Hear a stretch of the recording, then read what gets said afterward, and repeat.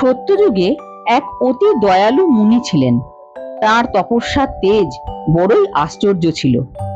একটা কুকুর সেই মুনি ঠাকুরকে অত্যন্ত ভক্তি করত। সে সর্বদা তার কাছে বসে থাকত, আর তিনি তার দিকে চাইলেই আহ্লাদের লেজ নাড়ত। মহর্ষিকে সে অতি যত্নের সঙ্গে পাহারা দিত, কখনো তাকে ছেড়ে যেত না। এই জন্য মহর্ষিও তাকে বড়ই স্নেহ করতেন। একদিন একটা দিপি সেই কুকুরটাকে খাবার জন্য মহর্ষির আশ্রমে এসে উপস্থিত হলো।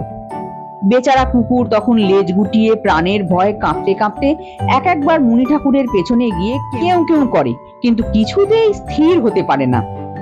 তার এরকম দুর্দশা দেখে মুনির দয়া হওয়াতে তিনি বললেন, ভয় কি বাছা তোর? এই আমি তোকেও দিপি করে দিচ্ছি। এরপর আর দিপি দেখলেই তোকে পালাতে হবে না। এই বলে মহর্ষি তাকে দিপি করে দিলেন। তখন আর সেই কুকুরের আহ্লাদের সীমা রইল না। সে বুক ফুলিয়ে আশ্রমের সামনে গিয়ে দাঁড়ালো। তাই দেখে বনের দিপি অপ্রস্তুত হয়ে চলে গেল। সেই কুকুর এখন হয়েছে দিপি। এখন আর সে দিপি দেখলে ভয় পায় না, আর কুকুর দেখলেই সে তেড়ে খেতে যায়। এমনি করে কয়েকদিন গেল। তারপর একদিন এক প্রকাণ্ড বাঘ এসে সেই আশ্রমে উপস্থিত হলো। সে ভয়ঙ্কর বাঘের হাঁড়িপানা মুখ, ধারালো দাঁত আর এই বড় হাঁ দেখে মহর্ষি দিপি ভাবল, এইবার বুঝি প্রাণটা যায়। তখন মুনি তাকে বললেন, ভয় নেই, তোকে এখনই বড় বাঘ করে দিচ্ছি। সেই মুহূর্তেই সেই দিপি ভয়ঙ্কর বাঘ হয়ে গেল। বুনো বাঘ আর তখন তার কি করবে? এরপর থেকে সে অন্য বাঘের মতন বনে শিকার ধরে খায়, আর খুব উৎসাহের সঙ্গে মহর্ষির আশ্রমে পাহারা দেয়। একদিন সে খাওয়া দাওয়ার পর আশ্রমে শুয়ে আছে। এমন সময় দেখলো যে কালো মেঘের মতো অতি বিশাল এক পাগলা হাতি থামের মতো দুই দাঁত বাগিয়ে তাকে মারতে আসছে। সেই হাতির গর্জন মেঘের ডাকের চেয়েও ভয়ানক। তাই দেখে মহর্ষির বাঘ নিতান্ত জড়সড় ভাবে মহর্ষির পেছনে লুকোতে গেলে তিনি বললেন, হাতি দেখে ভয় পেয়েছিস? আচ্ছা, আমি তোকে হাতি করে দিচ্ছি।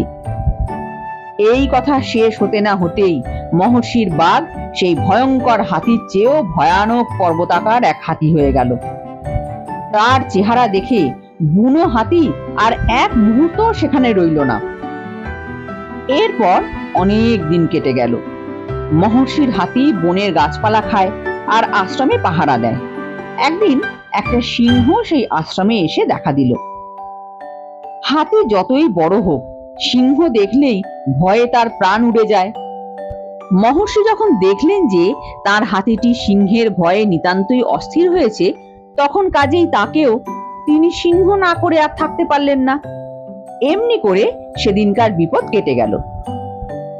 ছিল কুকুর, মুনির দয়ায় হলো দিপি, তারপর সেই দিপি হলো বাঘ, বাঘ হলো হাতি, হাতি হলো সিংহ, সিংহ হলে তো সে তাবৎ পশুর রাজা হলো। তখন আর তার কিসের ভয়? তখন সে মনের আনন্দে সেই বনে সর্দারি করে বেড়াতো। অন্য পশুরা তাকে দেখলে ভয়ে পালিয়ে যেত। যাই হোক, সিংহের চেয়েও ভয়ানক একটা অতি অদ্ভুত আর নিতান্ত উৎকট আটপেয়ে জন্তু আছে, তার নাম সরব। সে সিংহ দেখলেই তাকে ধরে খায়। এমন ভয়ঙ্কর জন্তু আর এই ত্রিভুবনে নেই। মহর্ষি সিংহ যখন বনের ভেতরে খুবই রাজত্ব করছিল, তখন একদিন সেই সরব একটা এসে তাকে খাবার জন্য তাড়া করলো। আর একটু হলেই সে তাকে খেয়ে শেষ করত, কিন্তু মহর্ষি তার সিংহটাকে তাড়াতাড়ি সরব করে দেওয়াতে আর তা করতে পারল না। তারপর মহর্ষির সরব কিছুদিন সেই বনের ভেতরে খুবই ধুমধাম করে বেড়ালো, আর অতি অল্প দিনের ভেতরেই বনের সকল জন্তু খেয়ে শেষ করলো। যে দু একটা জন্তু তার হাতে মারা পড়েনি, তারা পালিয়ে প্রাণ বাঁচালো।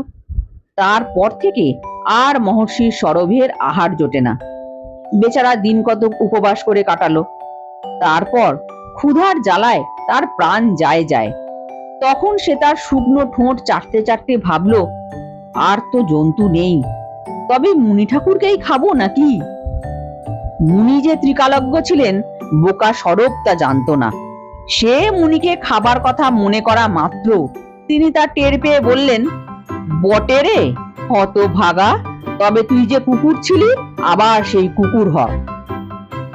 বলতে বলতেই সেই সরব আবার কুকুর হয়ে হেঁট মুখে মুনির সামনে এসে লেজ নাড়তে লাগলো। কিন্তু মুনি তাকে আর পূর্বের ন্যায় আদর না করে বললেন, দূর হ হতভাগা, আমার এখানে আর তোর স্থান নেই।